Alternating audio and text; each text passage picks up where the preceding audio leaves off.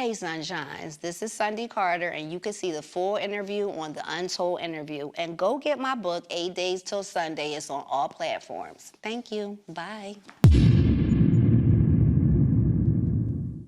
What's up, Sundy? What's up, Jay? Did I say it right? Sundy. Sis told me Sunday. Yeah, you said Sunday. Oh yeah. Okay. It's So I took yeah, the A without out. the Okay. A. Yeah. All right, Sunday. I like that. I like Thank that. you. All right, so for those that don't know who you are, and for those that do know who you are, give us a rundown where you from. I'm from West Philly. You want me to just tell you who I am? Like, just give you a background story about where I come from? Do you? Okay. So I'm Sundy Carter. I'm a narcissist abuse survivor. I am a published author. Okay. I'm a mother, a serial entrepreneur, a director, a producer, and I'll be a soon-to-be New York Times #1 best-selling author. Ooh, talk that talk. Period. Talk that talk. Yeah. West Philly. How was it growing up in West? It was it was kind of rough a little bit. You know what I'm saying? There was a lot of fighting. I come from a big family. My mom, she has 10 sisters and brothers. My dad has 8 sisters and brothers, so it was a lot of cousins. My sister. So it was a little hard. But then, my family, my father, he was in the Army, so we traveled a lot. So I'm an Army brat or whatever. Okay. Yeah. Now, let me ask you a question. Growing up in West Philly, how did it shape, the person who you are today?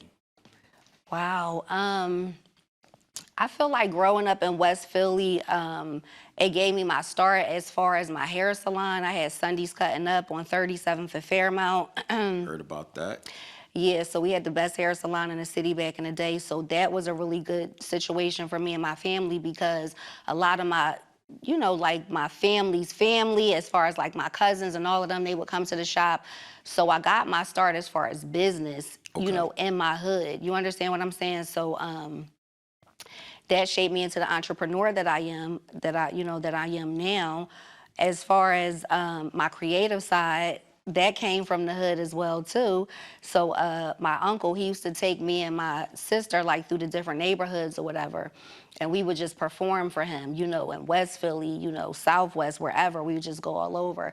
So that's where I got my creative side from. And I feel like when I was about, I don't think I talk about my alter ego, like my imaginary friend or whatever, Angela. So I always was into like, dressing up as a kid or whatever, just getting into character. So that shaped me into being like, an actress. So I got into acting as I got older. But yeah, and just a family-oriented person as well. Again, my family is very close though.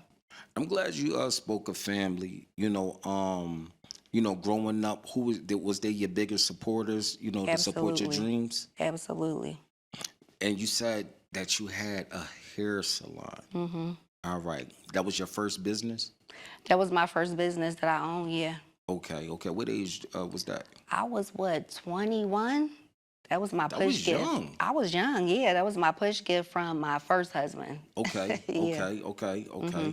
Now, normally, with business owners, that first year, it's that rocky slope. It was hard. Initially, it was hard, but we did something called $17 Wednesdays. So, back in the day, we went old school. We was just going around to like the different stores. We was just going around, putting flyers up in every like business location or whatever that my family was telling people. So it's kind of like a word of mouth type of thing, Right. to where we just started taking everybody customers, and we would have like a line outside from like 6 in the morning, Wow. Yeah. Wow. Now, what was the hardest part of owning your business at the age of 21? I think the hardest part initially was just getting a cool, consistent clientele. That was the hardest part. But then, what's that mean again? I'm sorry. And we not cutting that out. Huh? Keep going. Oh, keep going. Okay, keep going. Okay. That's the first person that said that. I'm like, what's this? Okay. But yeah, I think it was just to fill the shop up. I had really big expectations. I've always had big expectations. If I put my mind to doing something, I've always wanted to just go kind of like above and beyond. So Right. I had these high expectations, and initially, they say it'll take about 5 years before Yup. you really start seeing like the money coming in. And I just was like, oh no. So within not about 6 months, we was rocking and rolling. Wow, Yeah, wow, wow. And it's hard, it's hard, running a business. You know what I'm yeah. saying? Easy having it and proclaiming saying I got a business, but actually running it. How long you was in business for that We were hair in salon? business for what, like about 3 years straight? Okay, Yeah, for like dope. 3 years straight. And then from there, that's when I went and moved to LA and got into acting and, writing and, Yeah, yeah. yeah. Now, who inspired you to, go into business though?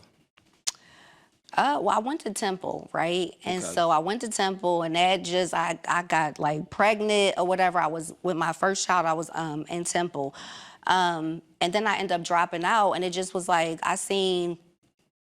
Back then it was like girls was making money getting, doing hair. Right. So I kind of just got influenced. I used to shampoo hair. So I would see like the girls that were like making more money than what I was making. I was like, wow, I could do this.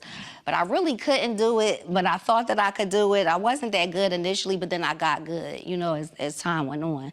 So, yeah, so that's pretty much what happened with that. Now, what was the downfall of running a business, especially a hair business? It wasn't really like a downfall. I just wanted to switch like fields. You feel me? Okay. So I was kind of tired of doing hair. I saw a bigger picture. I saw myself acting. State property, I had already done, state property was coming up Right, right, right. for me. So yeah, I was on a path to do state property. So I was just like, you know what, if I want to really take this serious, I got to commit the same way I did with the hair salon. So it was either, me doing the hair salon or just acting, and I just wanted to transition into acting. And so I actually left the hair salon to a friend of mine. That actually was the downfall, me leaving it to her. Right. And then it just kind of just went downhill from there. So Now, did Dame Dash pay you to be in state property? yeah.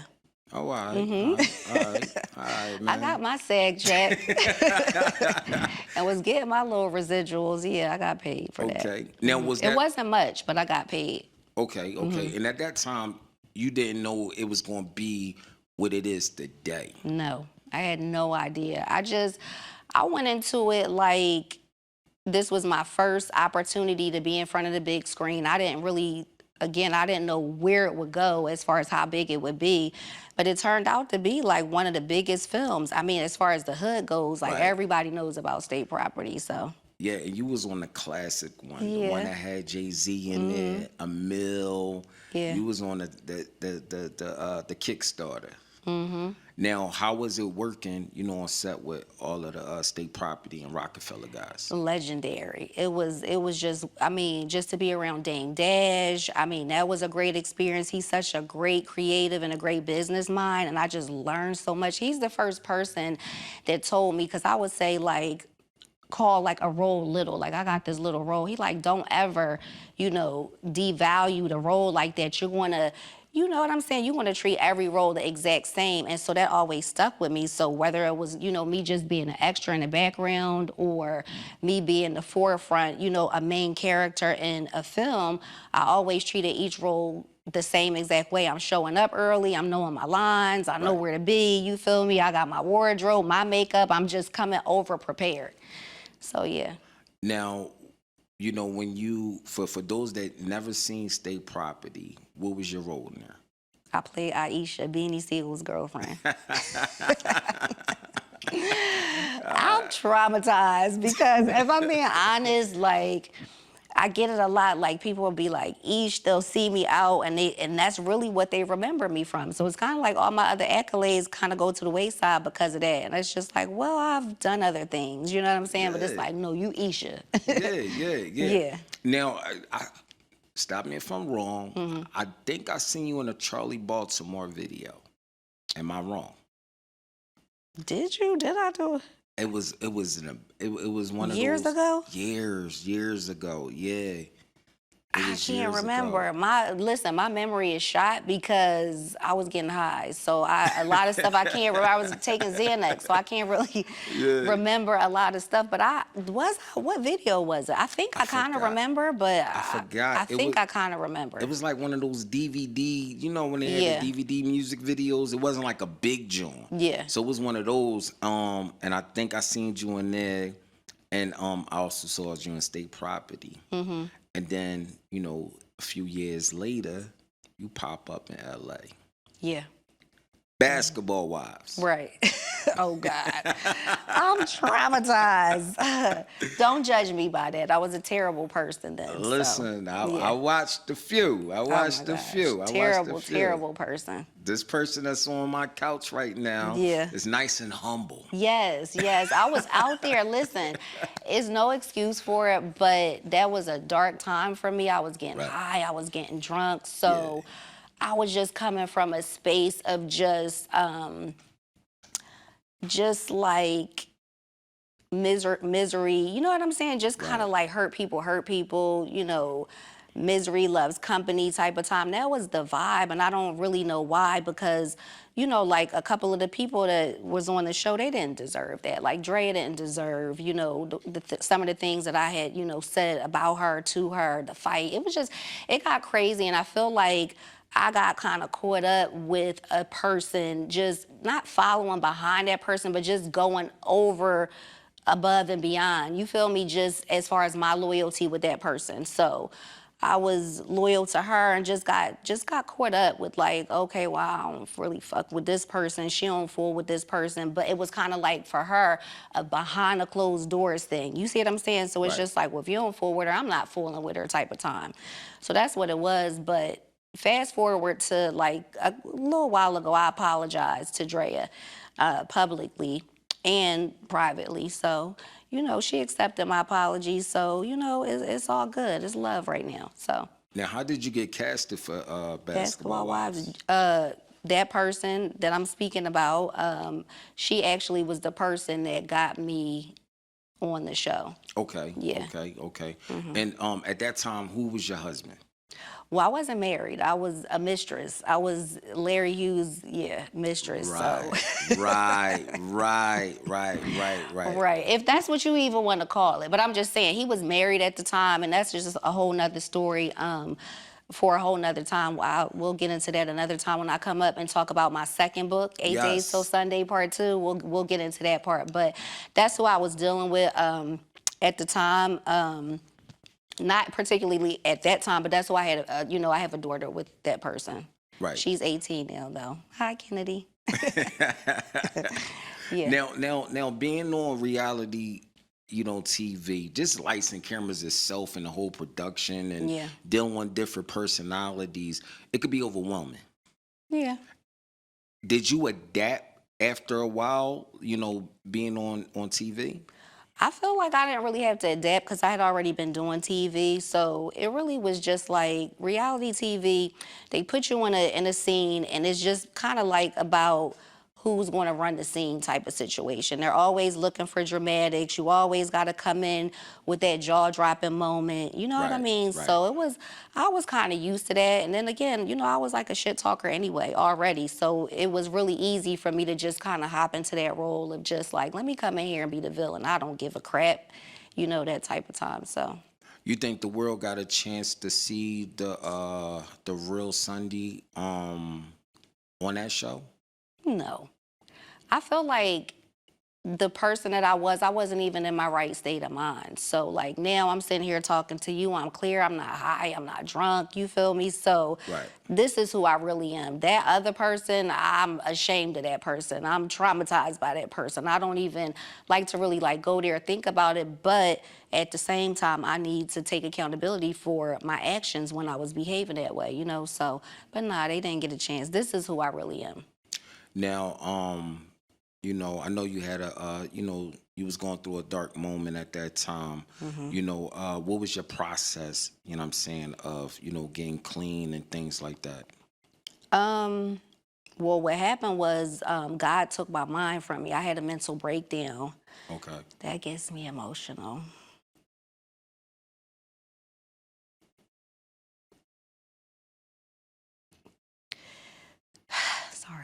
It's okay.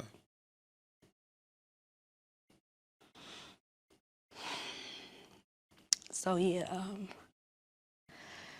God took my mind from me, and it was one of those things where like I didn't know if I was gonna live or die. I didn't know my name, what day of the week it was. Like it was just one of those things. And when I came out of that, I just made a promise to myself, like, you gotta figure out, why are you showing up this way? Why are you getting high? Why are you, just some of the things that I had done in the past, right? So once I came out of that situation, I realized like what it was, to where I was just like almost died. It was one of those things where I wanted to save myself, so I wanted to save myself. So the process was, initially it was hard.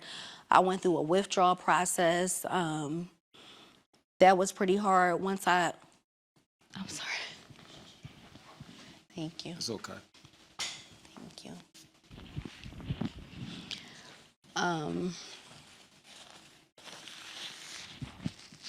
Every time I talk about this, I don't know why I cry when I get to this part. Because I think it's because this is the pivotal moment for my life where everything changed for me. I'm sorry, y'all. It's okay. It's okay. It's okay.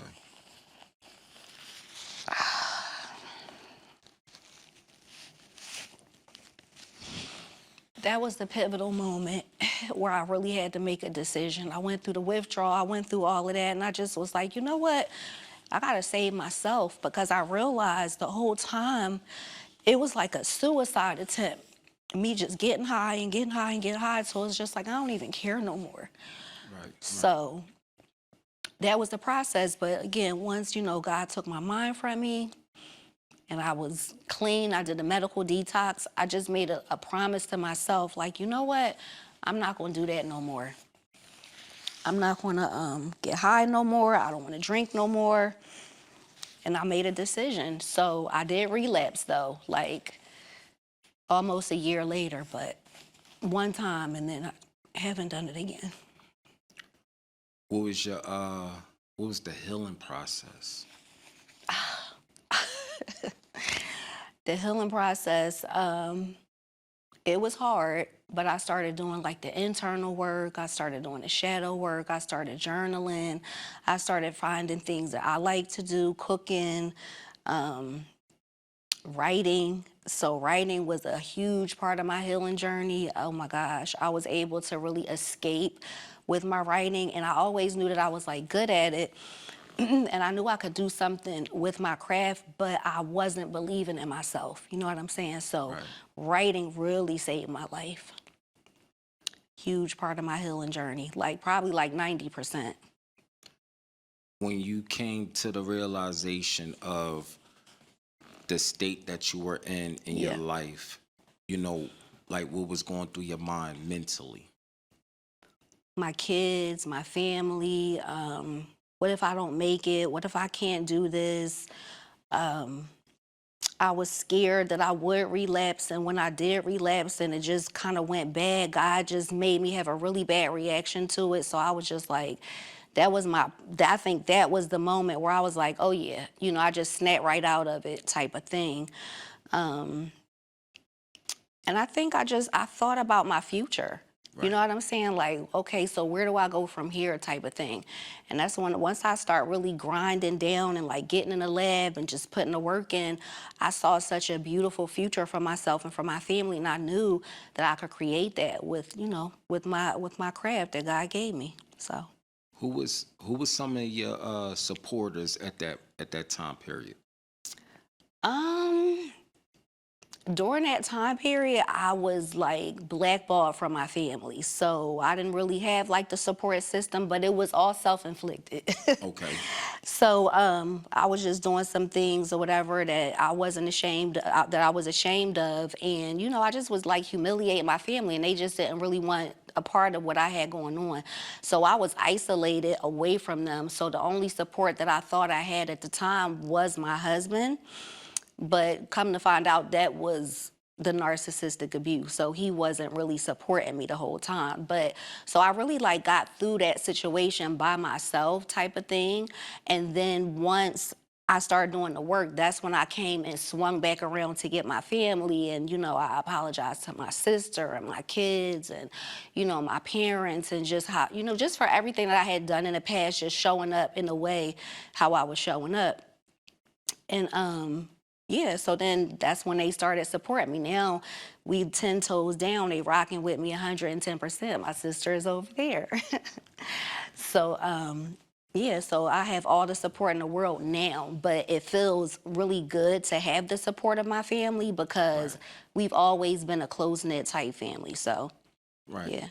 Now you mentioned at that time you was married, correct? Yeah. And you said that, at that time, you was dealing with a narcissist. Yes. How did that play into your journey of healing and your journey of, just trying to get through life and get through your addiction? Okay, so the addiction was over with by the time I found out that he was a narcissist. I wasn't getting high anymore. I just found out that he was a narcissist in September of 2024, right? Okay. So I found out, mind you, I'm already on my healing journey. So I'm already like in the process of healing. I'm already getting therapy. I'm already doing the work, right? And then when I found out, now mind you, I'm writing my book. So I had to pivot from the basketball wife thing. I thought I was going to go back on that show. That ended up not happening, so I had to pivot again, and that's how 8 Days Till Sunday came about. Once I started getting into my book, I had to write like 19, 20, 24 hours some days just to kind of get through it, because he was putting all this pressure on me to like, you got to pay bills and you got to, pay more and this, that, and the third, but I didn't have really anything going on or coming in. So writing again has been my life. So he initially told me you could write, but then it was like you putting the pressure on me. I'm not really making no money off of what I have going on, but just give me some time.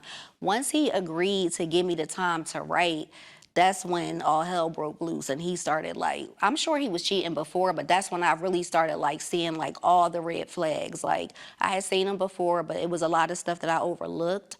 And then once I found out that he had cheated on me, and then I just saw like how he was behaving, it was just like a switch. It was just different. Like one person when we lived in one city, then once he isolated me and got me to another city, he was just showing up different, talking to me crazy. He was just beating on me, raping me. It was just crazy, financially, emotionally, mentally abusing me.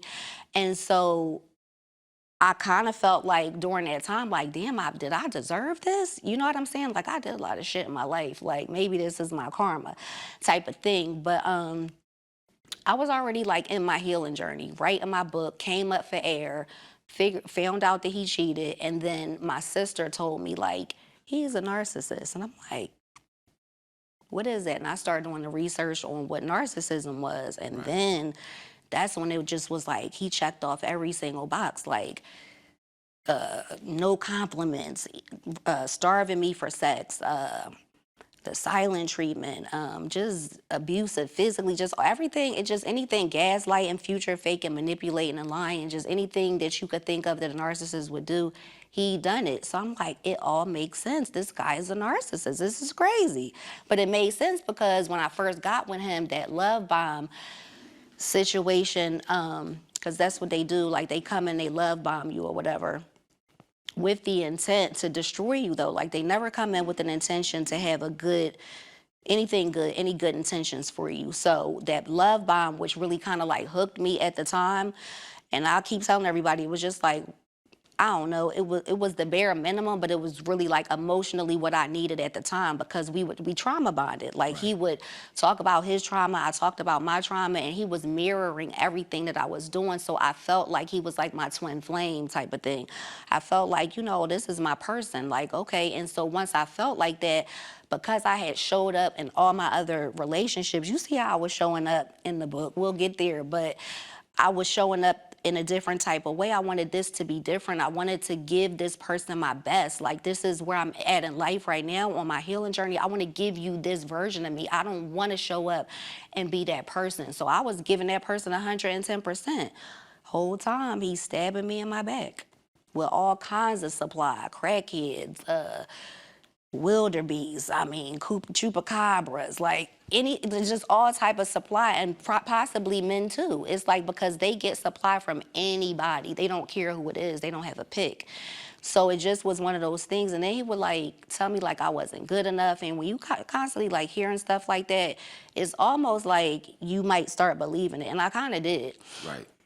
Yeah, it felt like I was like in a narcissistic trance, which I was. So yeah, until I wasn't. Now, do you feel like you were sleeping with the enemy? Of course, I was sleeping with the enemy. He had a plan to kill me for like the insurance money. That's a whole nother story. Wow. Yeah, that's in the second book. Wow. Wow. Now, what I gotta do is commend you, for your strength mentally. You know what I'm saying? And physically, because in that same process, you're fighting your own demons. And in that process, you're trying to withhold a marriage / write a book. That takes a lot of mental strength, you know what I'm saying, to that capacity level to deal with on a day-to-day basis. Now in that situation, right, did you ever get the urge to say, I'm just gonna leave? I did leave. I got the. Yeah, you good. Go ahead. Oh, okay.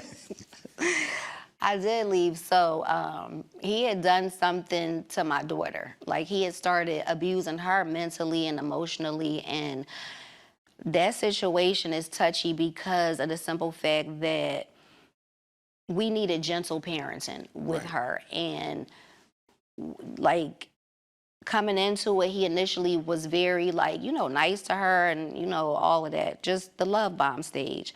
But because she doesn't have a relationship with her biological father, that's what we needed, and that's what I had communicated to him. And so initially I thought that was what the case was, until we got, like I said, down to another state. He moved us to Houston. Once we got down there, that's when it just like, he's just like talking to her crazy. And I just was like, it's given that you don't like my daughter all of a sudden. Who is this person? Who'd you turn into? And he would give her the silent treatment, and it just was too much. Once he started really like mentally abusing her, I said, oh no, I gotta wrap this up. And so I chose her over myself, which I should have, I wish I would have chose me first, but I didn't, and that's okay. But I felt like, I wasn't going to put her through that. So once I realized like the type of person he was and how he was treating her, it was time for me to go. And then on top of, he was already doing everything. I was already in a devalue stage of, him telling me, I'm old and washed up, I'm a whore, I'm a bum, I'm this, I'm that. So it was time. It was time for me to wrap it up. When he said those things, emotionally, how did that, made you feel? I remember he had said something, because I feel like I was numb to a lot of that stuff, because I would, curse him out, and take up for myself. But where I was at in my healing journey, I didn't want to show up like that. Like, I'm like, I don't want to communicate like this with you. I want to be able to come to you if I have an issue and tell you how I feel. And then I land, you land, we come to a common ground. But he wasn't even interested in that. And that was another thing. It was like, why every time when I bring something to your attention, are you reversing this back to me? You reverse Unoing this back to me. Like, how is that possible? Bringing up stuff I did 5 years ago, 4 years ago, or whatever. So I was numb to a lot of it because I was so in fight or flight mode all the time, to where I'm just taking up for myself. He cursing me out, I'm cursing him out. I'm talking about his ugly ass mother. I'm talking about his, juvenile delinquent kid. I'm talking about, like, we were going there, talking about each other's kids and mothers. And I'm like, this don't feel like love. You feel what I'm saying? Then I'm talking to my therapist, and she's like, she never said that he was a narcissist, but she was very open, telling me like, this is not, like, it don't sound like love. Like, how did y'all get here type of thing? And, giving me like the communication tools to kind of go back and take to him to see if he was even interested in, like, sitting down with her. But I was numb to a lot of that stuff, but I remember the first thing that he said that I think broke me was, "It's not my fault you got raped." I had went to him, yeah. I had went to him and I was like letting him like listen to my book on the audio. Just a part where the second, you read it, so the second chapter where I got molested, I'm letting him listen to it and I hear it and I'm very emotional about it. And so he's not, you know, showing me any type of support. He's not encouraging me, like telling me like everything is going to be okay. He's not, you know, a hug, nothing. It just was nothing, just very cold, just as if he was just listening to a Jay-Z song, right? So I asked him like, damn, like, why is it that, you know, my childhood trauma doesn't affect you? Like, if, you know, you had something going on, I'll be affected by that. And that's when he said it, like, it ain't my fault you got raped. Like, you got to get over that and this, that, and the third. And I'm like, when he said that, I think that was, yeah, when it broke me down. And I was just like crying so hard. And it just mentally, it just took me to a place like, this guy can't possibly love me. He cannot possibly love me. Nobody that loves a person would ever speak to a person or say anything like that to a, like, you can't possibly love me. So it was one of those things. And even with that, he came back with like some excuse or whatever. And then, you know, you have sex and then, you know, a couple little small cheap gifts, perfume or whatever, some cheap ass roses or whatever. And then he was back in my good graces. But that's because I wasn't loving myself. So, yeah. What's your love language? Acts of service, personal, what is it, physical touch. Right. Yeah, I think those are my two. Now, at the beginning of the relationship, not the marriage, the beginning of the relationship, at that time, did he show that? He did.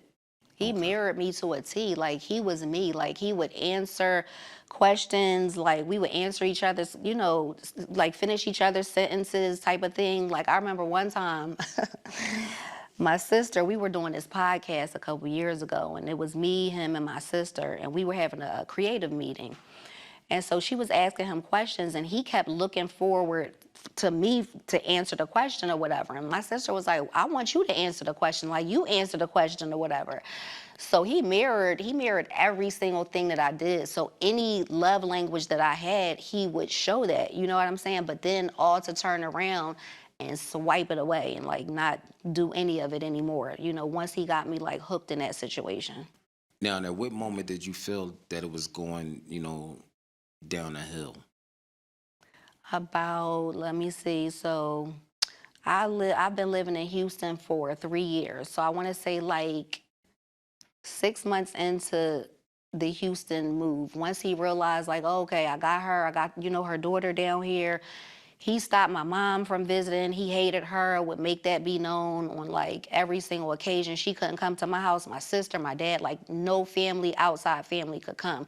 So once that was put into place, every single thing after that kind of just started, it was like a domino effect. You know what I'm saying? So Right. it's like, damn, I was feeling a way about my mom not being able to come. That made me feel a way. Then the way he was talking to me, then how he was talking to my daughter. So it just was like a domino effect of all the things that he was doing. So, yeah.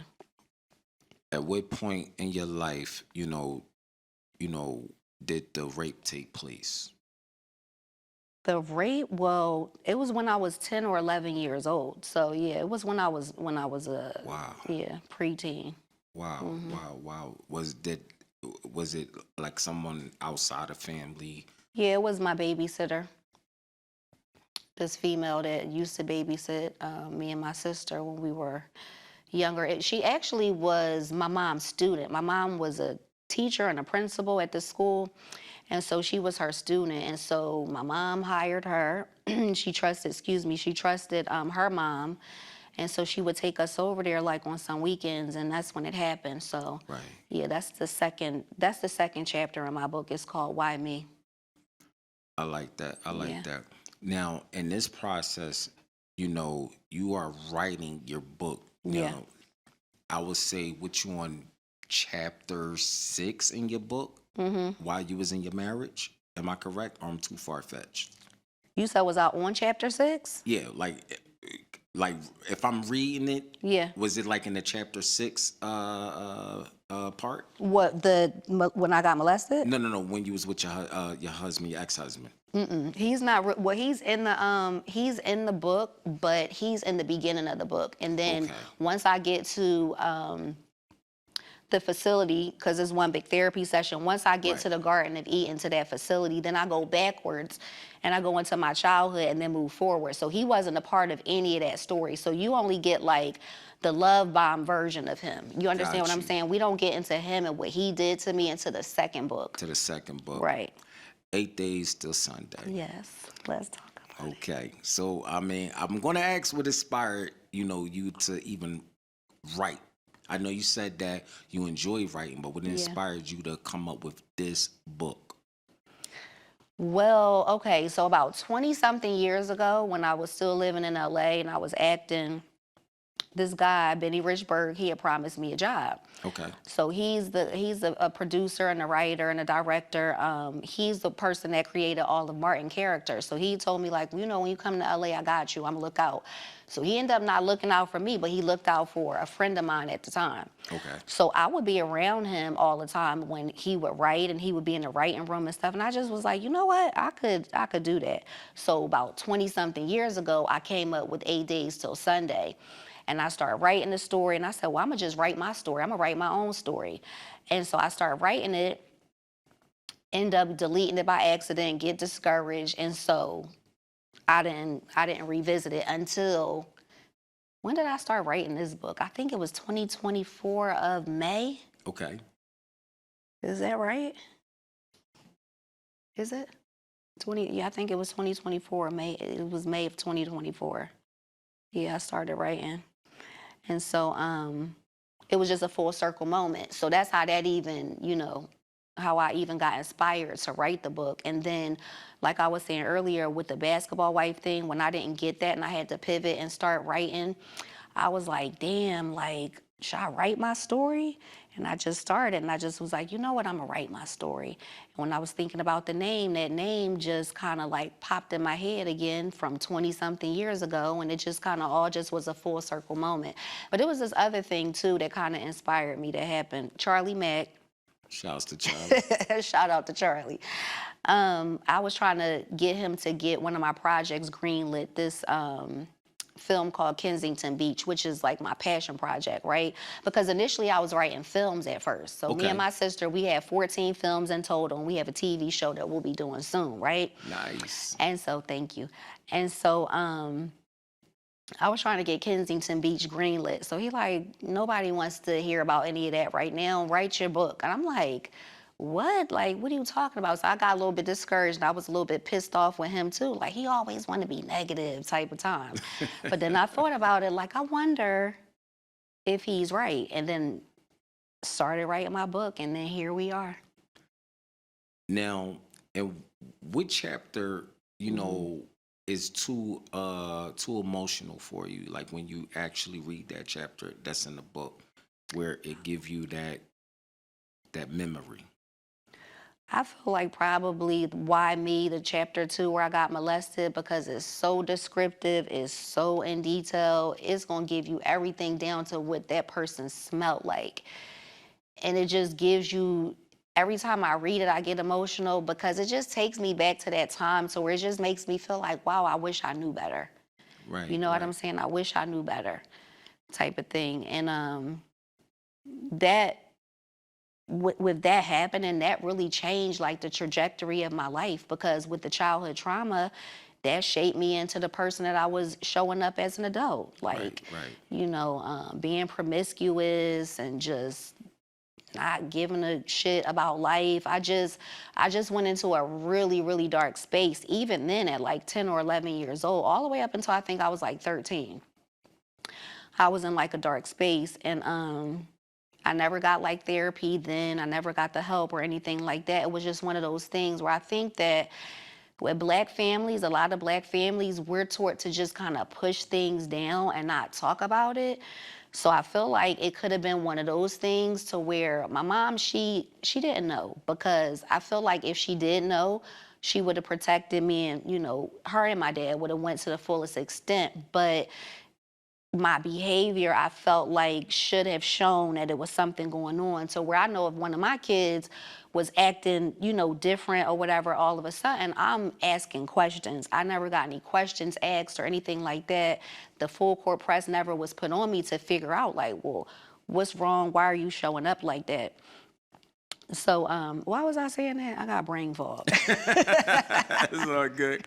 It's all good. I just be talking sometimes. Sometimes, but yeah, that was I think that's the most emotional part of the book for me, and everything else is kind of smooth sailing because it's a lot of fun and nostalgia in the book too. It For me, a is. lot of stuff that I had relived, like writing it, and I was just like, wow, these were the fun times. Like these were really good times in my life. I realized writing my book, like I really did experience true love before with my first husband. Like I never really knew that because, again, I'm just going through life. I'm moving fast. You know what I Right. mean? I'm in the fast life, so I never really like looked at it. But once I started writing it from a place of a healing place, then I was just like, wow, like what a time it was to be alive. I ain't proud of a lot of stuff, but it was some fun times up in here. Right, right, right. Yeah. Dr. Eden. Yes. Was you a little shook up with Dr. Eden? No. Okay.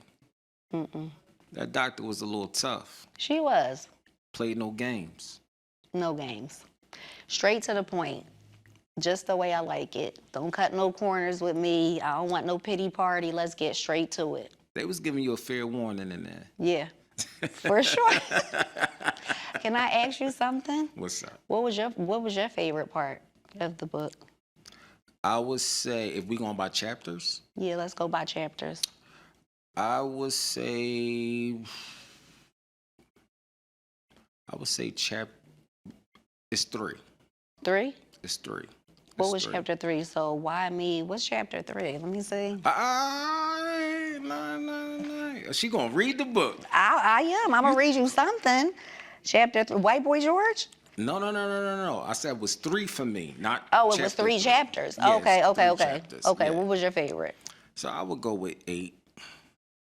I would go Reverse with the crash. 8. Yup. Okay. The cheat code. Cheat code. Okay. And I got one last one. Cheat code is towards the end. That's 16. Yup. I would say Cheat sheet.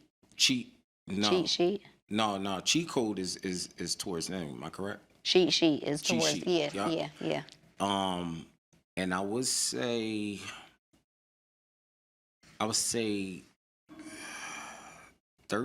12, 13. Pretty What is brown. Pretty brown eyes is 13. 13. Okay. 13. Yeah. Okay. Yeah. I love it. And it's a book for me. What I took from it, it's a book. It took me about 4 days to read it. Okay.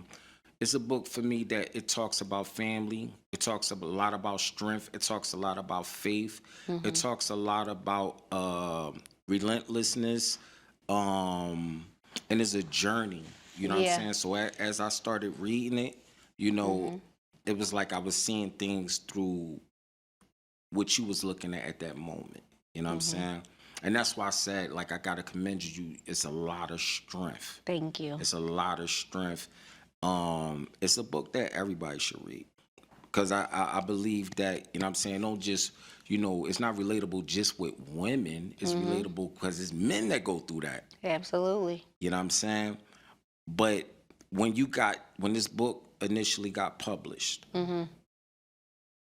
everybody know, okay, I wanted to be successful, but was you nervous? No. Okay. Why? I'm the best writer in the world. The best. You know it. I like You that. know I it. like that. I like that. I like that. I wasn't nervous at all. I was actually like overhyped to like release it. My sister wanted to kind of do it the right way, the traditional way, to where, let's do the promo first, let's do the billboards, this, that, and the third. And I'm like, no. Right. I want that August 8th date. That 8/8 is important to me because it just is on brand for what we have going on. So I wanted that date. So I was ready. I'm like, let's go. Right. Let's hop in the fire. We're a sister soldier. Let's line it up. You feel me? But in the best way though. Okay. I respect. It's out of respect. But you know, you got to go up against the best writers in the world. Right. I mean, because I'm a film director. Okay. So as I'm looking at this, that got to be a series. It got to be a series. And you write films. Of course. You don't think this is about to be a film for one, and then we want to do the series? Listen, we just got a call today. We just got an investor. Oh, money. Big time.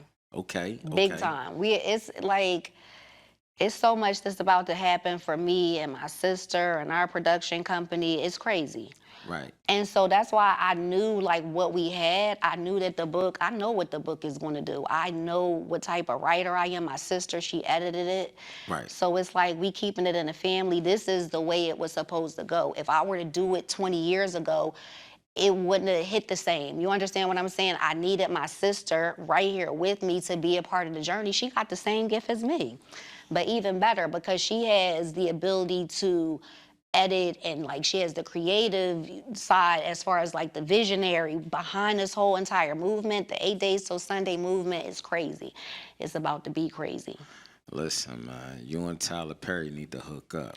Oh, but listen, I got something for Tyler too. Tyler. Just don't let him do the wigs. No, we ain't doing no wigs. This would be, I feel like this. I have, you've been on my social media. If you've been on my social media, that's what I want Tyler to bring to life. Like everything that I put on social media with the narcissistic abuse, because it's given like Diary of a Mad Black Woman type. It does, right? But just the narcissistic part, right? Right.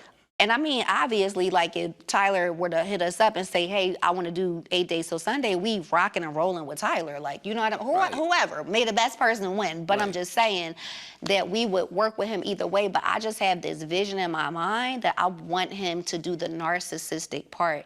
And me and my sister came up with a brilliant idea. You want to see, I can't say it right now, but Tyler, I know you said don't look in the camera, but I got to look because I'm talking to you.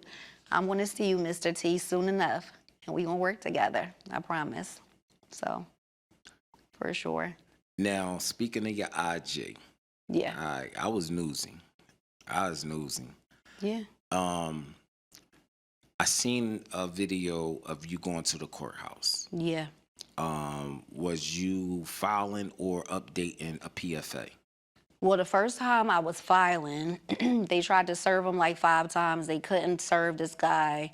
So I ended up having to go back to file again because they can only attempt to serve you like a certain amount of times. Right. So I ended up having to go and refile again. So this time they tried to serve him 11 times, and they still haven't served him. So at this point, I'm just getting ready to get my license to carry because I'm not about to be walking around here scared to death. You know what I'm saying? Thinking I'm gonna walk into this person. You know, we still live in the same state. Right. So yeah, nah. No, you definitely want to protect yourself. Yeah. Do you feel like your life in danger? I don't feel like it now, but I did at one point. Like once I realized that he was trying to like kill me, get me out of here for the insurance money, then yeah, I was a little bit, I won't even say overwhelmed, but I was a little, kind of shook up a little bit. And then, time went on and I just got stronger and stronger and stronger by the day, like emotionally and like mentally. So where it was just like, whatever gonna happen is gonna happen. Like I got God with me, I'm Muslim, Allah subhanahu wa ta'ala. I just stopped worrying about what he could do to me or my daughter, and I just went into solution mode. So that's why I was like, let me take the proper steps to do the paperwork, because I still do have every intention on getting my license to carry, but down in Houston. But for right now, I'm just like promoting the book and stuff, so I'm like here, there, everywhere. Hey, take this. Ooh. What is this, the bear spray? Yeah. Okay. There you go. Say less. Listen, now you got one piece of protection. Right, absolutely. Thank you. Thank you. That's gonna come in handy. Now let me ask you a question. If you was to see him today or tomorrow, Yeah. how would that be for you? Ooh. Right now, I probably would just look at that person just like, I think I would be numb to it. Like I wouldn't have any. I don't have no feeling towards this person, like at all. Like it's nothing there at all. It's just like a dark, empty space. So I don't think like I would be like nervous or anything like that. It probably would just be like, damn, like, what the hell was you thinking, Sunday? Right. What the hell What was you ever thinking with this guy? what do love today? What do Mm-hmm. love look like to you? Oh, for one, loving myself, like pouring into me, doing any and everything that I want to do for myself. Whether that's I want to just sleep in the bed all day and just do breakfast in bed, lunch, whatever. All types of self-care, and that's just for myself, right? Right. And then also too, love looks like me showing up for other people.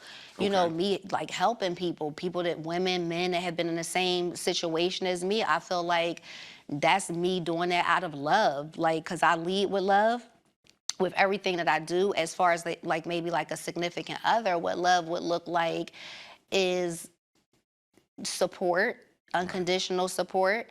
You know what I'm saying? Open communication, honesty, loyalty. I mean, all of the things that go into the recipe of love. So, yeah, Now, would you do reality TV show again? no. Why?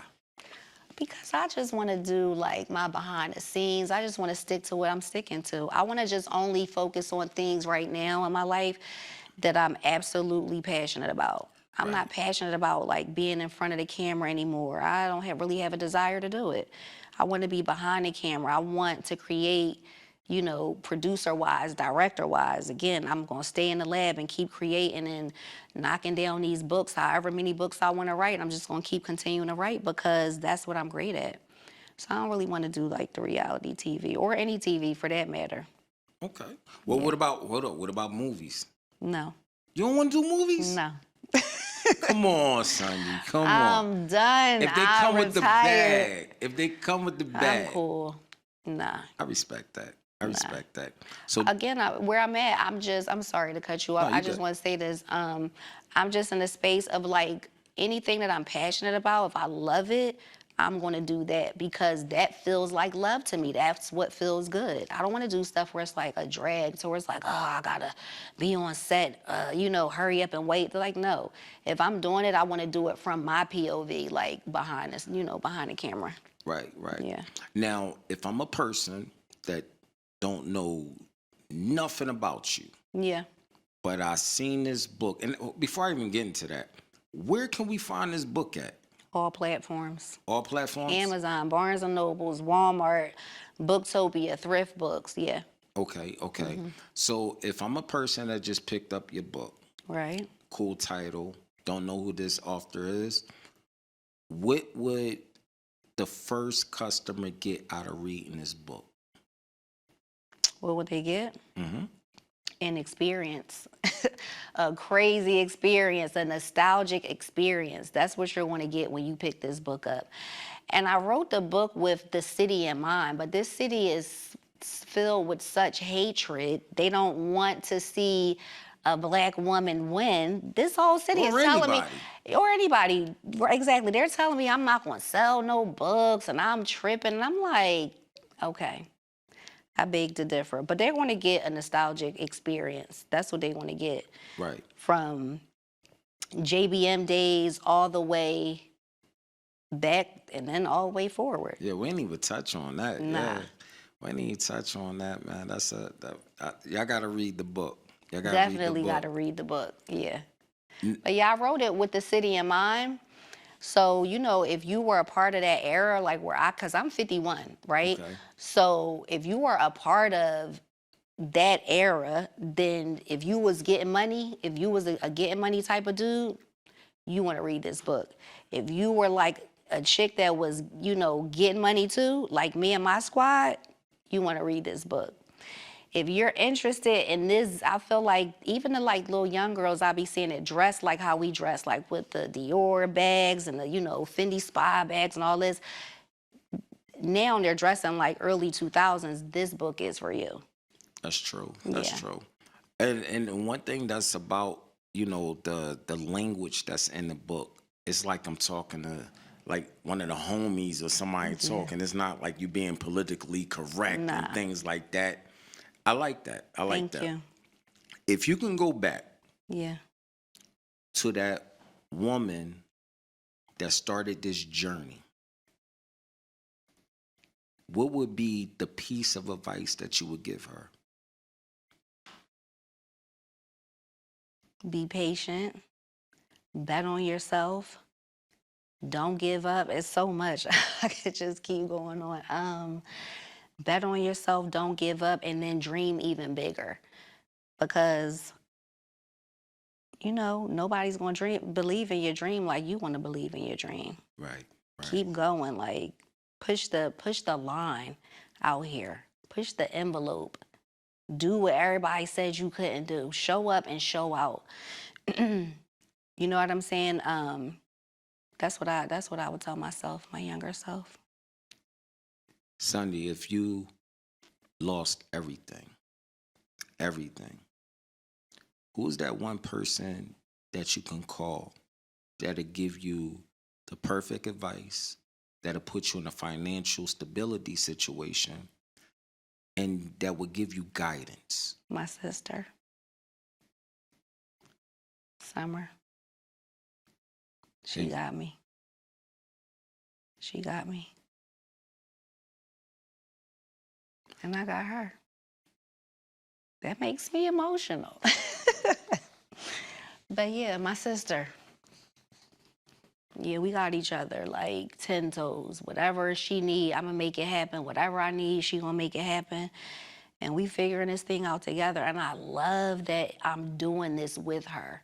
I love it. Like, I trust her with my life. That's my sister. But I'm just saying, like, I'm more of like the hothead. She's more strategic. I'm more impulsive. You know what I'm saying? She gonna have her war strategy down. So yeah, I'm rocking with my sister. She definitely gonna get me together every time.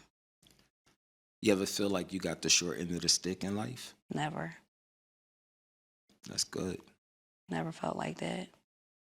Because I feel like God always blessed me. No matter what it is, I've always been able to come out on top, no matter what that looks like to anybody else. For myself, I'm coming out on top every time. I don't care. I haven't been humiliated in front of the world. I'm sitting right here right now.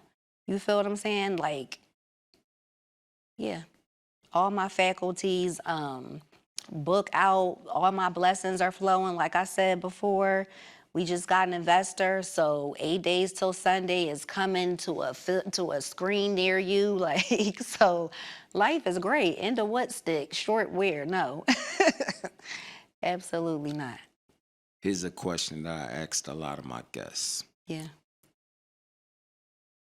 How's your mental health today? Amazing. Okay. My mental health is so good right now, as far as just like, this healing journey is hard, but it's so necessary. It's so necessary. It's so good. I'm in the best space mentally that I've ever been in. Because I could say that because, like, 9 months ago, I was in shambles. You Right, feel me? Because literally, it's been 9 months since I escaped from that abusive situation. So when I was getting out of that narcissistic trance, even though I was still in the healing journey, my mental was kind of like all over the place. But then once now I'm out of that situation and I'm refocusing everything on me, I'm doing the internal work, I'm putting the work in. You know what I mean? I'm getting therapy. I'm doing all the necessary things that I need to do for my mental health to make sure that I'm showing up in my very best authentic self. Right. So when I'm like leading the way now, I'm leading, like I said, I'm leading with nothing but love, great intentions. I don't have nothing but good intentions for anybody. So, yeah, I'm in the best space mentally. Yeah. Making that escape, what did it take from you? And also, what did it give you? It took so much from me. It took, like, my self-esteem. It took my confidence. Like, it took, I think those were the most important things I feel like it took from me.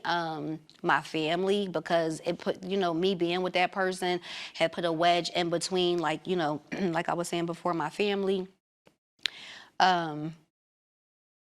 Yeah, I think those were pretty much the only two things that it probably really took from me. And then once I got out of that situation and I was able to kind of just sit back and I started to ruminate about things and just see, what was my accountability in all of this? How did I get here type of thing? And I'm just, asking myself the proper questions and putting things in a proper perspective.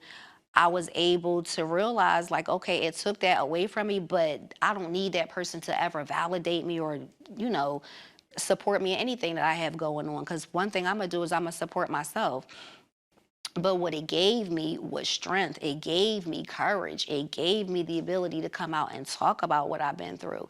It gave me the ability to not be able to be ashamed about what I've been through. You know what I'm saying? It gave me that, fuck it, I don't give a shit what y'all think. This is my story and I'm talking about it. I don't care who I offend.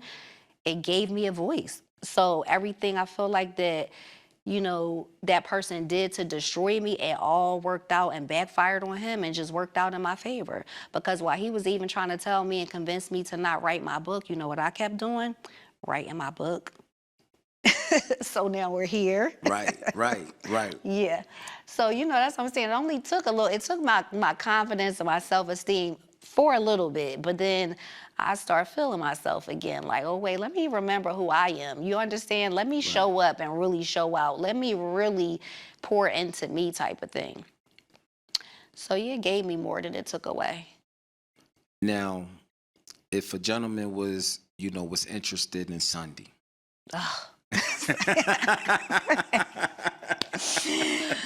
I'm traumatized, okay? Listen, for my viewers, they gotta know. They're gonna be in these comments. Yeah. All right? So if a gentleman was interested in Sunday, what are three of the red flags that you can recognize? Moving too fast, initially. Then one thing I do know about toxic people is that they're going to move too fast, and then when they're being too nice, when they got that mask on in the beginning, they're going to hit you with a little bit of devalue up in there. So I'm definitely looking for that, because that's like, oh, that's a red flag. You understand? What else would I be looking for? The moving too fast, that love bomb.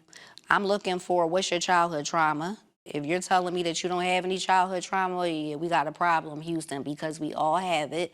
So if you're not able to identify it, then let me try to help you identify what your childhood trauma is, so I could figure out what type of person this is. You understand? Because if you had an abusive mother like that narcissist did, if I would have knew what type of mom he had, like, initially, I would have I don't know if I would have did anything different, because I was in a desperate situation during that time, but I would have been able to make it make sense. You see what I'm saying? Like a little bit later. Right. To where this kind of all just hit me like out of left field. But yeah, I'm looking for all kind of things. Like, what's your childhood trauma? What's your relationship like with your mother, your father? Where are your parents? Were you married before? If not, how long have you been, divorced? Or how many kids? How many baby moms? There's a lot of stuff that I'm looking for.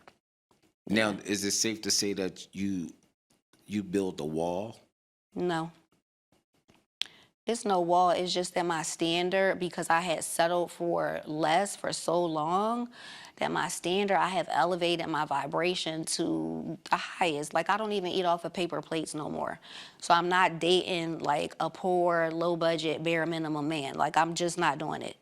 I'm just not. I don't care what the situation is. I'm just not interested. You feel me? And if I got to just be single for the rest of my life, I'm cool with that too. Even though I wouldn't want that, but I want a man to be able to meet me on my vibration, and not just financially, but mentally. You understand? Because if I can't have a conversation with you on a high vibration, right, it don't matter how much money you make.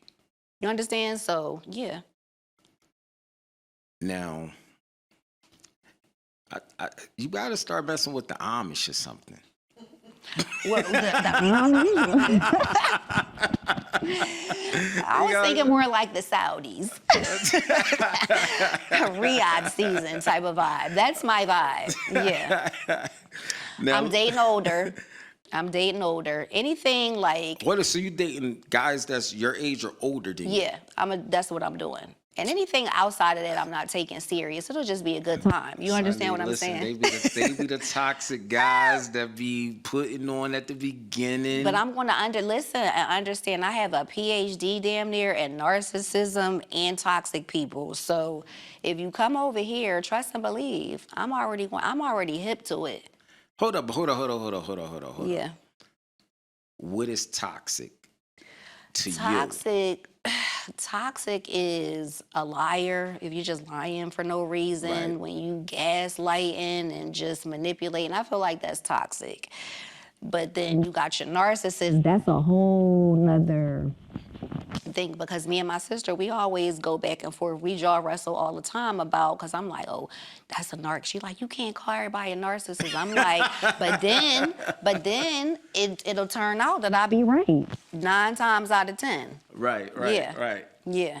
Dang, so you can actually You could tell. identify a narc? I can identify, yes. Okay, so Off if the you can top. identify that, Yeah, I'm gonna ask you a direct question. okay. What do love look like? Love looks like honesty. Love looks like accountability. Love looks like showing up for that person. Love looks like support. Love looks like just being able to like have an open conversation, communicate. I mean, I think that love is pretty standard. Love, it don't take a whole lot. Like love is not like, it's very simple. I feel like it's simplistic. It's not like something hard. You understand? Right. But yeah, that's what love looks like to me. Man, listen, you gotta weed out everything because It's there's weeded, a lot trust of- me. You come over here, it's strict over here. It's strict over here now. What is your childhood trauma? I'm asking you, that's the first question I'm asking Right. you. If you can't give me an honest answer, I'm looking at you sideways. Cause like, okay. And then we gonna get into everything else. Like, you know. So if the guy just say, hey, beautiful, I'm trying to get with you, boom, boom, you gonna say, what's your childhood trauma? No. Okay. I'm not saying that. Are I'm you saying gonna slow like, dance? we're gonna slow dance. But I'm saying if I were to like, I meet you, and then me and you get introduced or whatever, and then you know we go out. Yeah, I'm asking you on a date. Like, so what's Okay, over that's dinner? fair. Like, what's your childhood trauma?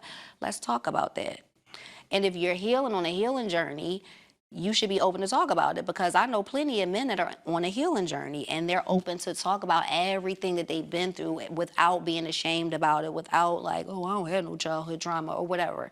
So yeah, so we want to have an open conversation, and then we want to slow dance, and you want to respect my boundaries, because yeah, I'm not sleeping with nobody. I'm not, nah. Now listen. Us as men, and I'm gonna marginalize it down to the black community. Yeah. We were conditioned not to talk about emotional things. You know, your mom, your dad say you fall, get back up, be a man. Right. So, you know, versus women, you know, not a lot of women, but a nice amount of women, you guys have family, you guys have girl groups that y'all can talk to. Versus I'm us, glad you said that. yeah, versus us, we don't, a lot of us don't have that. We don't have that safe space. We can't go to the homeboys. We can't go to the family members. But because, why not though? We gotta get out of thinking like that, because that just sounds like a low vibration, if I'm being honest. Because listen, if you don't have that and you want that, create that. Create your own safe space. That's what me and my sister did. I didn't have a safe space to land and talk about this narcissistic abuse, because when I would go and tell people about it, if you have never been through it, you will never understand what it is that I'm saying. It's like I'm speaking a different language. Right. So what we did was we created a safe space. fix your mic. Sorry. You good. Go ahead. Oh, wait, there we go. So we created a safe space, so we created a group chat, because I was getting so many DMs once I came out and I told, you know, the world that I was a narcissistic abuse survivor. So many women and men were like in my DM telling me, you know, that they were proud of me for coming out and talking about it, because these people are ashamed to talk about it. Right, They didn't have a right. safe space. So I became the safe space, but it just became one of those things where I can't talk to everybody. So I gotta hone down, and I just, you know, he started the group chat. And so that chat it's like right now we started off with 30 women, but we had to weed out the narcissists in that group as well. And so now we're down to about Okay. 13 girls. Okay. Hi y'all, I love y'all. Yo, Can I do a little roll call really quick? do your thing. Okay, let me Do your just hold thing. on. Do your thing. Well, I mean, So, I hope that more men can feel, safe to open up. yeah, we want to fix that because well, I'm gonna talk about that. Let me do my roll call real quick. Okay, so hey Judy, my Judy Jew, Brittany, Grace, Jamila, Keija, Kira, Kendra, Kai Kai, Kiara, Lay, Malika, Arena, Senya, Shauna, Stephanie, and my sister Summer. Hey y'all, the chat is coming outside. I told y'all. The chat is about to be lit. So with the chat, oh my gosh, we have so many successful women in the chat, right? Okay. And so we're about to do our own TV show. The chat, we're not really sure what the name is going to be, but I thought you just said you wasn't doing TV. no, I'm the writer. Oh, got you. Okay.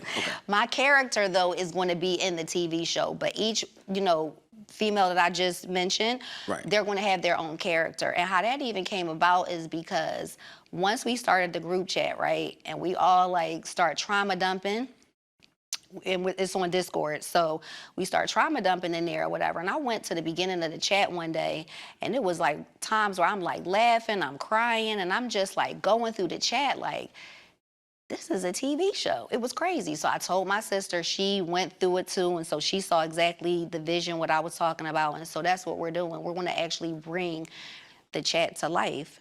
That's So, nice. I like that. It's going to be so good and so funny. It's going to be a mix between like a Girlfriends and a Sex in the City type of vibe.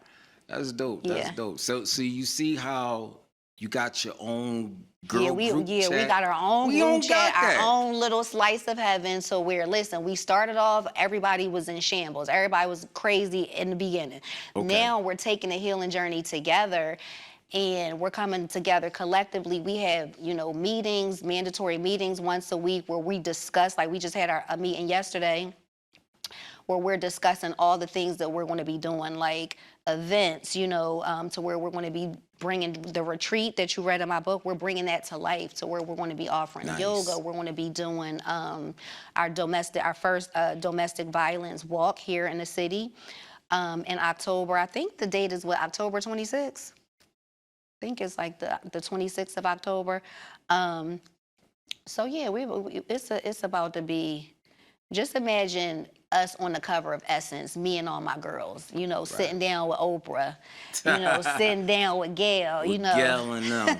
Exactly. Gail, Oprah, I will be seeing you. Well, hold up, Sunny. Hold Yeah. up. We can't cross promote Oprah. I'm sorry. I love I'm Oprah, sorry. but I love her like you love her, but I'm we sorry. can't Well, do maybe that. maybe we could bring you with us. Oh, hey, I'm good See? with that. Cuz yeah. you with that? We want to compromise. Yeah. See, he with it.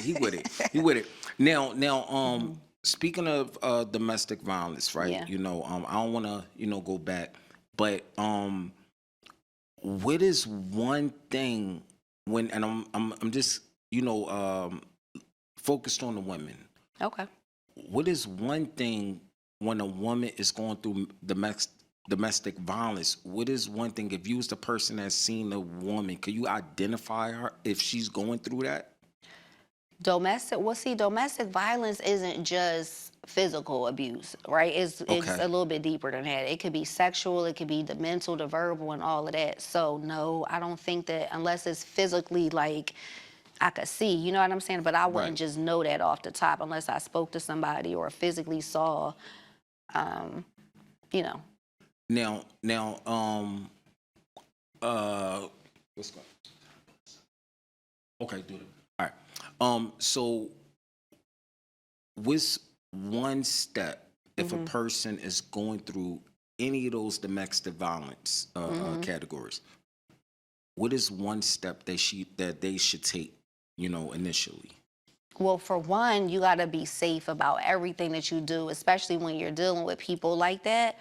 So I would hope that that person would have a support system to where they could, communicate what's going on with them, with that person. You would have to have an exit strategy and be just very, secretive about it. Don't let the person that's doing the abuse know what you're doing, your plans or whatever. And just make sure like you have like all your ducks like lined up in a row. Okay. My last question, Okay. Sunday. What is one thing that no one know about you, but they should? That they should know? Can I get a Jeopardy? No. Listen, I get everybody with this question. Let me think about it. What's something that they should know about me that I feel like everybody know every damn thing about me? My whole life been played out in front of the world, but let me think about that. That they don't know. What is something they don't know? And they should. And they should know.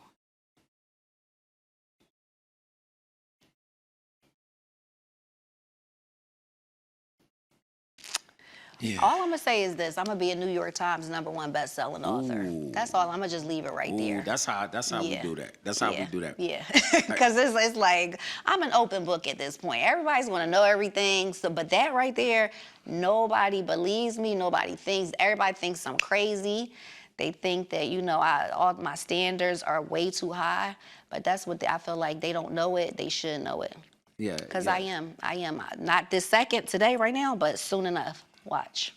One thing, I got 2 daughters, and one thing that I always tell women, my nieces and nephews, keep men in the house. The dad, the uncles, the cousins, the friends, keep them around you. Yeah. Because one thing that these guys that's out here, when they don't see men around, they think women are by themselves. You know what I'm saying? And they try to do the abusive things, the verbal things and things like that. Yeah. So I just like I said, I commend you for, having the courage to, write a book about, what you went through. You know what I'm saying? A lot of people is not vulnerable to tell the world their business.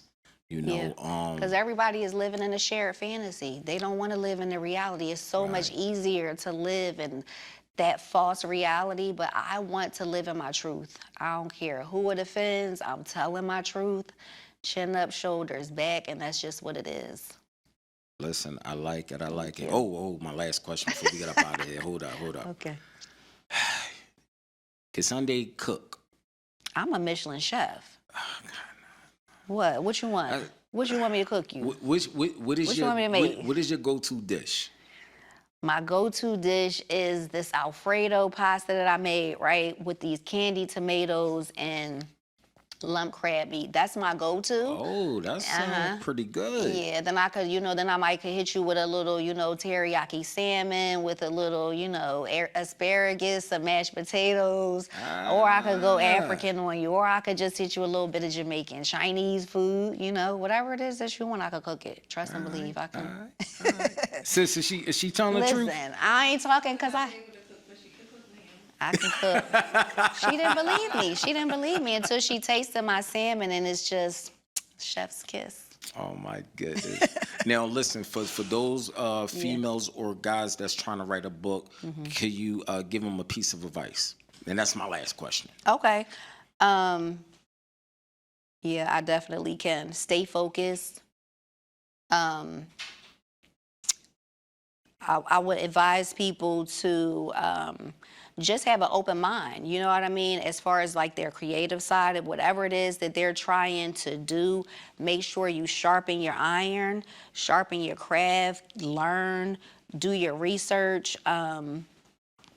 Make sure that you know any and everything it is to know about writing, whatever it is, a script, a book, whatever it is. Do the research. Yeah. You're officially, what's up? I want you to touch on the writer's block.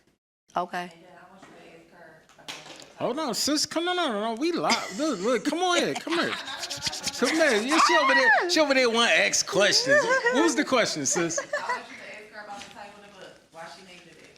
Oh, Yeah. that was on my questions. Okay. Why did you make the title of this book? And what's the backdrop of that? So, okay, so the 8 days till Sunday, right? There's it's just 7 days in a week. So this is an 8-day calendar. So the play on words is basically like my whole life I've been looking for things that don't really exist in my world. Love, true love.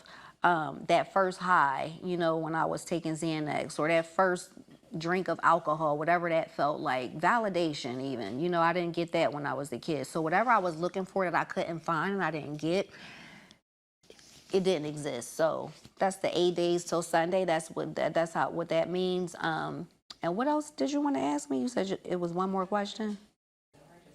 Oh, you were asking me about like writers. We're going to have like our platform that we're using now. We're setting up a platform, the writer's block, for any writer that wants to tell their story. Oh, We're that's coming dope. out, if you see on this book, it says the Philly edition. So I'm coming out with my 3 books. As you can see within the book, is 7 other girls, right? That's in the book. So they're all from Philly.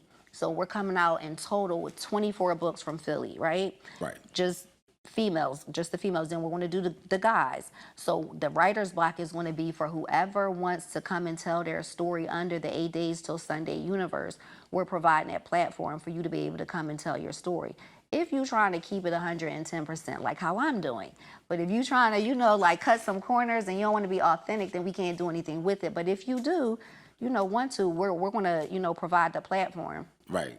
And we'll be doing a casting call too for the 8 days till Sunday That's film dope. in October, like the first or second week of October. That's Yeah, dope. so I like that. I yeah. like that. I like that. and they got to bring their book. Bring your book. If you trying to get in the movie, bring your book. We want to ask some questions and we want to have like the size and everything available. But the way we're going to do it is we're going to get whoever's interested, actors. We want female actors, men, kids, all of that, because the book is diverse. Right. Come out, bring your book, get your book signed, and then we going to see who got their acting chops together. Man, We're going to make a decision. Who wants to play Sundy Carter as Storm? I'm coming to. I'm on audition. I'm going to invite you. I'm You want on to come? audition. I can come. Yeah. You should come. I'm gonna come through. Yeah. Can I interview y'all? Of course. All right. Don't play. Listen, You man. want to pull up? Listen, I'm gonna pull up. Listen. Yeah. Y'all see this, right? Yeah. So listen, when she go Hollywood and all I'm that never good going Hollywood. Listen. I'm going to be so laid back because I'm going to be a gazillionaire. Me and my team will I be like that. gazillionaires. I like that. 48 books. That's what we doing. It's going to be like, 48 remember books, the that's Zane nice. Chronicles? Remember those Yeah. books back in the day? And it was Yeah. just like book after book. This is going to be a collector's item. You see what I'm saying? So Right, where people are right. going to, it's going to be crazy. Once people really get the book and they start reading it and we start getting the reviews, everybody going to see why I keep saying I'm the best writer in the world. They'll see soon enough.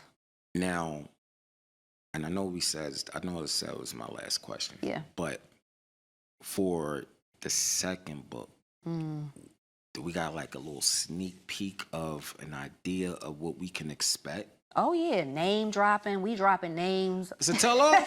It's a tell-off. Absolutely. Buckle up, okay? What? Dang. Buckle up. Superhead who? So Corinne this. Stephens, I love you, baby.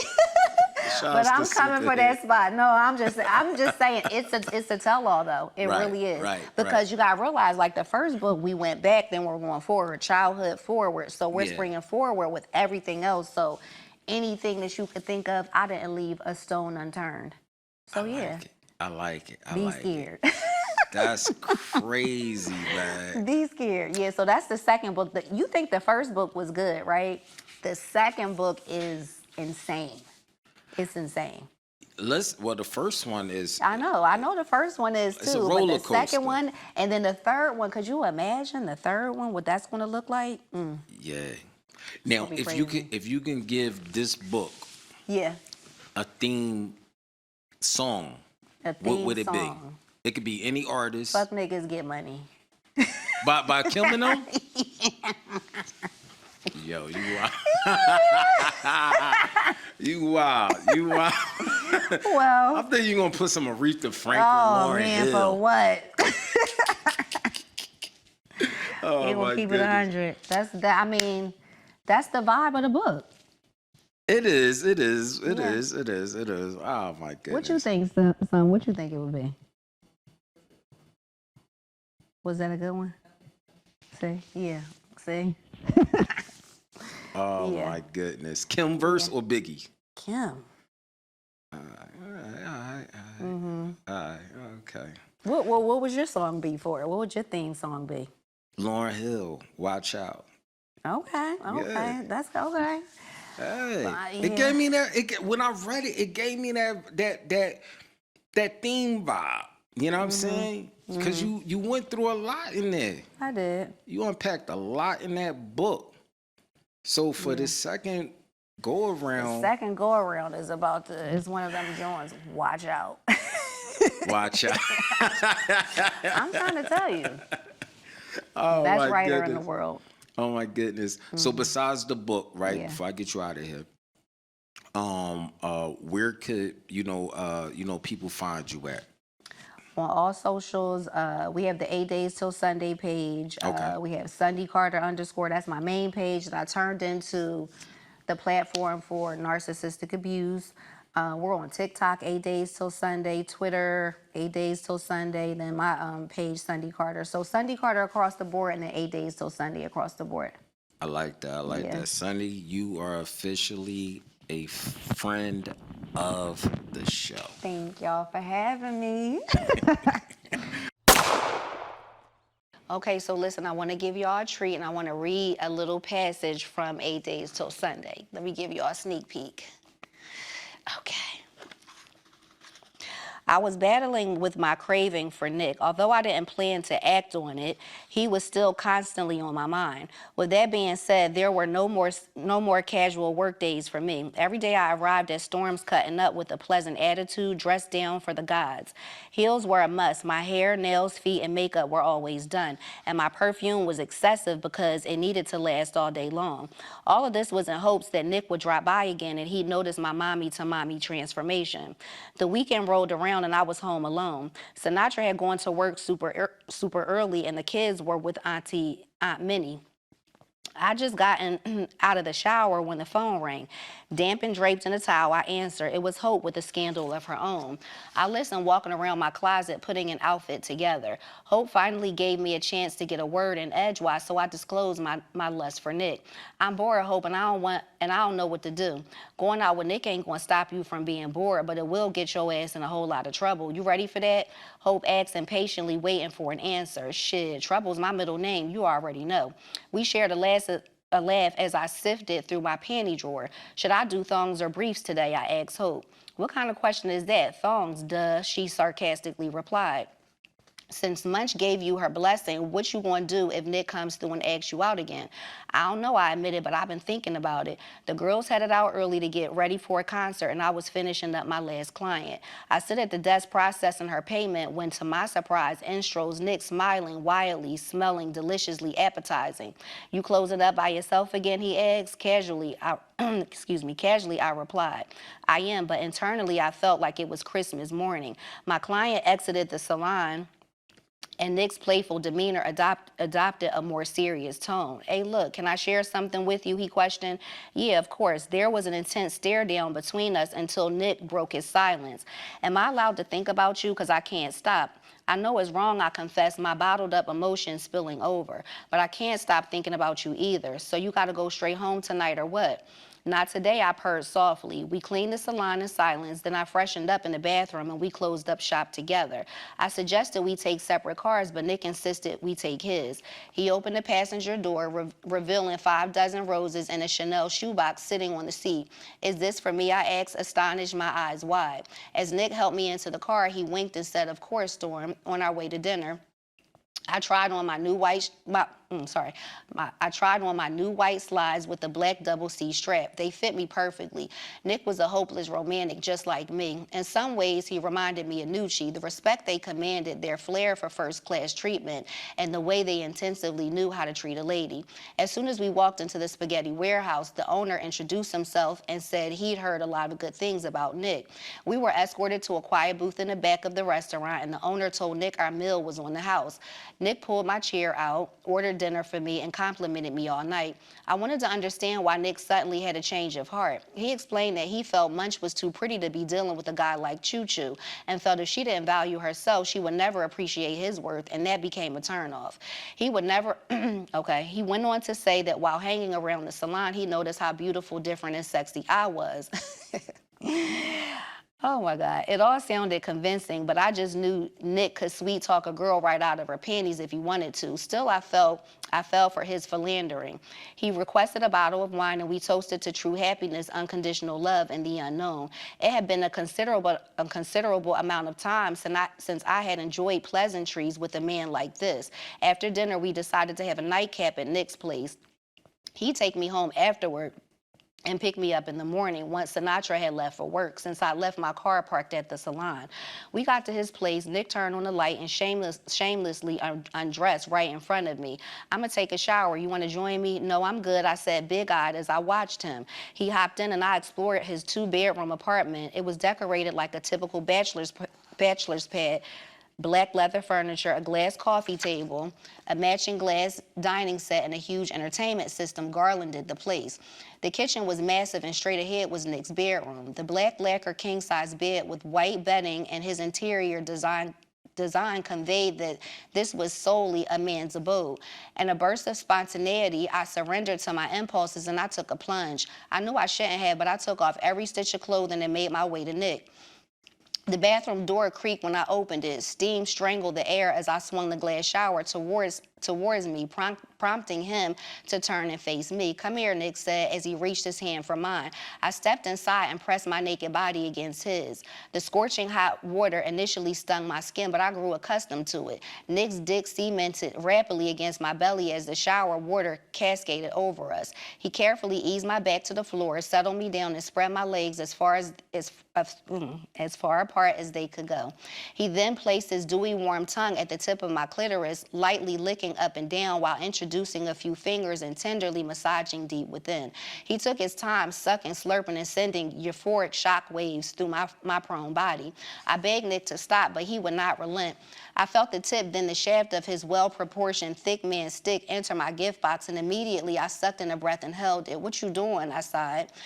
He lay still for a moment and began pleasurably gyrating his hips around in a way that was totally new to me.